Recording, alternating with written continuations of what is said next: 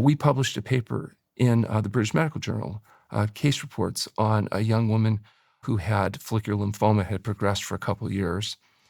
And interestingly enough, her doctor, her oncologist, told her that diet didn't matter. The diet wasn't related to, this particular type of cancer. She could eat whatever she wanted to. But nonetheless, she decided to come in rather than go through chemotherapy and underwent fasting. And we did 3 weeks of fasting, during which time you could literally feel these tumors disappearing.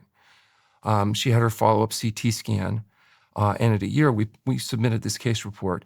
And it was interesting because BMJ said, well, maybe she got lucky. I mean, yes, it progressed for 2 years. Yes, it went away in 21 days of fasting. But maybe, it was just naturally the time for it to go into remission. A small percentage of lymphoma patients do go through spontaneous remission. So they said, why don't you follow her for 3 years and see whether she can sustain that? Because we can treat lymphoma with drugs and the tumors will go down, but they tend to come back. And that's the problem. It doesn't really reduce necessarily all-cause mortality because the condition isn't actually resolved. So we followed her for 3 years, and I told her that she had to stick strictly to the dietary protocol, or it would be fatal because I'd track her down and kill her. And she did stick to the diet, and at 3 years, we have CT evidence that she was cancer-free, and we submitted that to BMJ. And interestingly enough, at first they rejected the follow-up that they invited. And we kind of appealed that, and eventually they did decide to publish the follow-up.